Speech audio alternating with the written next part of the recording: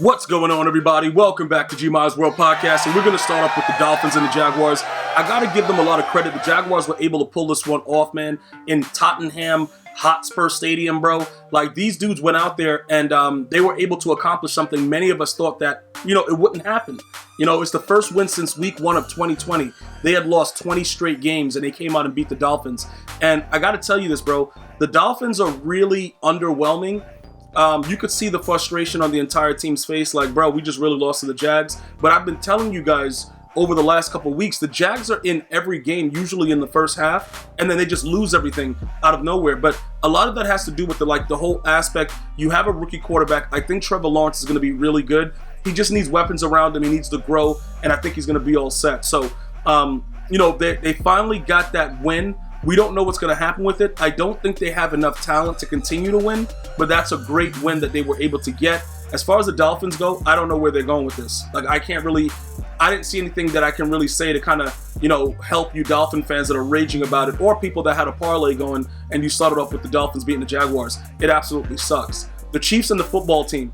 The Chiefs looked really, really bad early on. Washington looked like they had something going, and then all of a sudden, bro, it is what it is. The Chiefs turned it on. Now, I did tweet out the Chiefs might not make the playoffs. I still stand by that because something's going on with them. I just don't know what it is. They don't feel like the same team.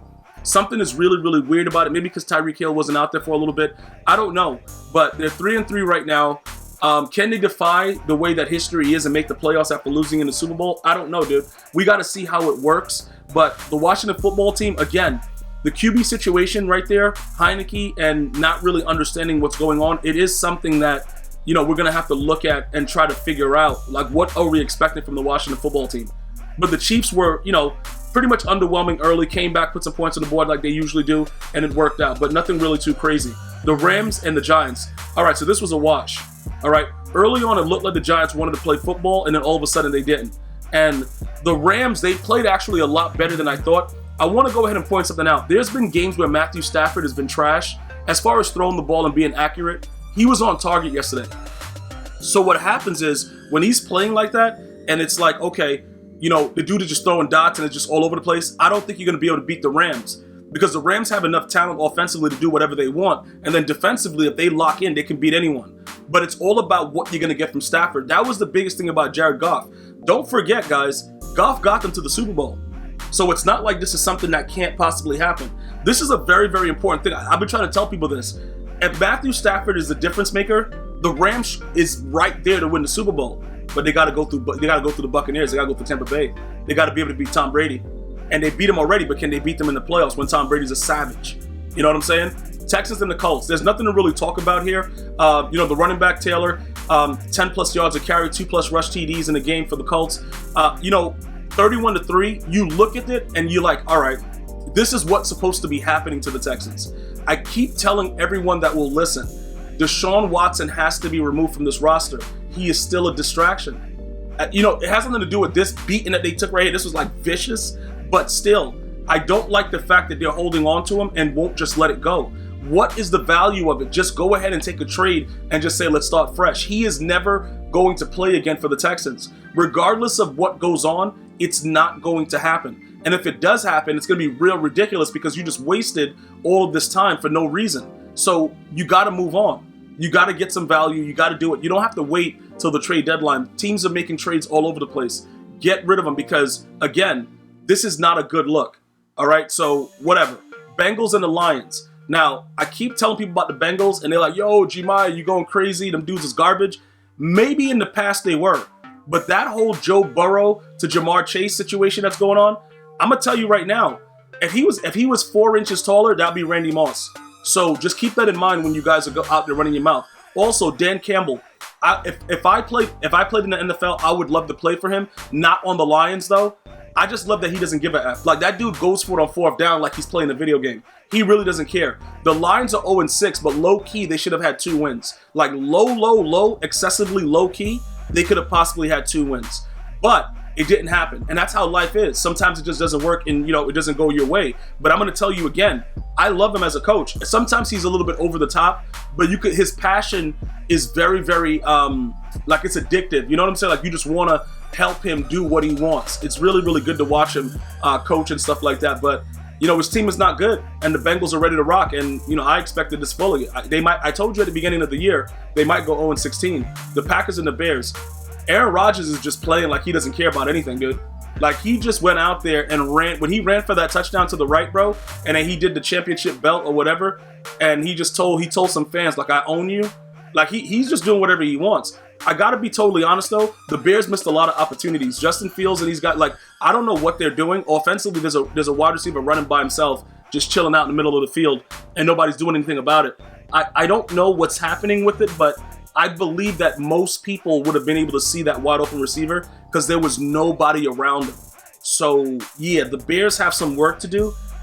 They're not as good as we thought they would be, but it doesn't matter. At this point, it doesn't matter because they're just not doing what they're supposed to do. But they are 3-3. It's a chance they can do something. The Chargers and the Ravens, this was a beating, okay?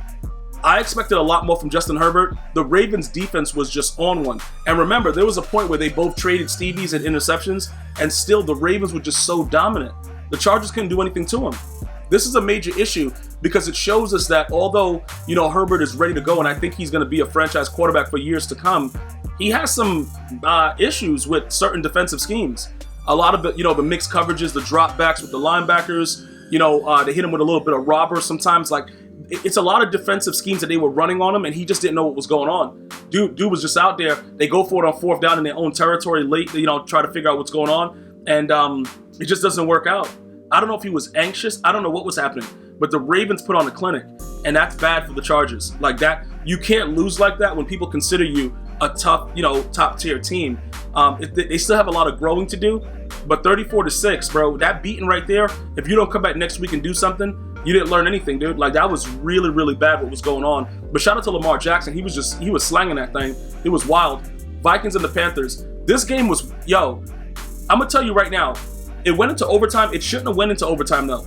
Okay, this game right here, low, excessively low key on the dig. I don't know what that is. I think it's like my guys in 504 over there in New Orleans, but I'm trying to learn the lingo. This right here, the Panthers should have won this game. I just want to go ahead and say that before anything else transpires from it. But the Vikings fought harder and they wanted it more, and that's pretty much what I got from the game. But it was a very, very exciting game because the way that everything, it's really it's just crazy, bro. It's just crazy the way the NFL is, because I think I was flipping through the channels and I looked at it and I was like, yeah, the Panthers got this. And I came back and the Vikings, they went overtime. I'm like, all right, cool. Then I saw they just dudes threw a pass and the dude just ran it in. Like, whatever, man. It is what it is. The Panthers are not going to be as good as we thought they were. They're missing one of, a lot of their key components. So it is what it is. We just got to watch them lose for a couple more weeks and see what happens with CMC. Cardinals and the Browns. The Cardinals are for real. I know the Browns didn't have their starting tackles, and people are going to use that as something like, yo, Gmi, you can't really say the Browns are garbage. But Baker Mayfield, I'm not sure what's going on. I don't know. Is it because OBJ is back? I don't know. Maybe Skip Bayless is right. OBJ is just not a good fit. They got to get rid of OBJ. I don't know. The dude played so much better without OBJ. I'm not ready to say Baker Mayfield is a wash. You know what I'm saying? Because the dude showed us that he could do stuff, but OBJ might have to go, dude. Like, it's weird. Kyler Murray and these boys are not playing games. Defensively, they're stout, okay? Offensively, they're stout. They got all the tools. I think it's time. I think it's time for them to go ahead and make a run. I think they're ready. I think they're ready to handle business. So, for me personally, I'm looking at it like, okay, the Browns supposed to make it a little bit more formidable. They didn't. And like I said, they're missing players, but injuries are a part of the game. And unfortunately, there's no excuses for it. You can't go out there and get dominated. When you get dominated from the front and the back and the side, like, it's like, okay, cool. Like, what are we doing here, dude? Like, this is wild. But they're ready, and that's all we can really say about it. The Raiders and the Broncos, Raiders came to play. Like, the whole point of this game right here, I got to be able to make sure everybody understands this. I saw Derek Carr throw a dot that was so hot to Drake. Like, bro, it was so much coverage, he just threw it. I don't know if he was like had his eyes closed, but it was so on target. I have to give that man credit. It was ridiculous. I don't know what was going on with the Broncos, but obviously we don't think that they're that good offensively. Defensively, we thought they would be really, really good, but they gave up a lot of points to the Raiders, obviously, yesterday. But again, I think the Raiders were playing with something to prove. New coach change, all that stuff going on. There's a lot of stuff going on with it, but they played pretty well. Like I said, at the beginning of the year, I thought the Broncos would have a really good defense. I still think they do, but offensively, at the quarterback position, that's the position that I think is the major issue. what is it, Teddy Tapwater? Dude, whatever, man. It is what it is. The Cowboys and the Patriots. Let me just say this real quick. Trevon Diggs is the best corner in the National Football League, but he did get burnt the play after I tweeted that, after he picked off Mac Jones for 6. But let me just say another thing. CeeDee Lamb, bruh, he's not playing games either. Like this is something that people need to understand. What exactly is going on right now? You know what I'm saying? Like, how is CeeDee Lamb just doing whatever he wants to a Bill Belichick defense? He's doing game-winning 35-yard receiving TD and OT. Listen, again, also they cheated Dak out of that the QB sneak or whatever he had when he ran into the end zone. It was like a whole debacle. There was a lot of weird stuff going on, but the Cowboys showed me something yesterday, and I hope all of you guys saw it as well. They were able to show you that they're not the old Cowboys, because the old Cowboys would have lost this game with all the foolishness going on and everything weird. They pulled this out. Mac Jones, that interception was really, really bad, although he came back and scored right after, like I just said. That pick changed the momentum of the game. Mac Jones is still learning and whatever, but they're going to have to learn being 2-4 because they suck. But it doesn't really matter about that. Let's jump to the final game, Sunday Night Football, Seahawks and the Steelers. I don't know if it was the blue hair on DK Metcalf that make his brain not work, but there's a lot of weird stuff that happened at the end of the game. But let's just forget about all that. They got to overtime. Let's forget about DK Metcalf trying to stay in bounds and be an idiot and get the ball punched out. That dude is a complete and utter. I ain't gonna say it, guys. You know what I'm saying, bro? Whatever. Doesn't matter. OT. Geno Smith. What is he doing? Everybody knew he was gonna fumble or throw a pick. That guy is just like there's like an ominous cloud that follows him. Any team he's on and whatever he's doing, you're not going to be successful. It's unfortunate, but that's just what he is. And the Seahawks, despite everything that was going on, had a chance to win the game. The dude fumbled the bag. And that's the end of it. I don't want to hear nothing about it. I want to thank you guys and girls for watching. Hopefully I'll see you guys soon. Thank you for listening on podcasts. I'm going to see you guys soon. One love, y'all.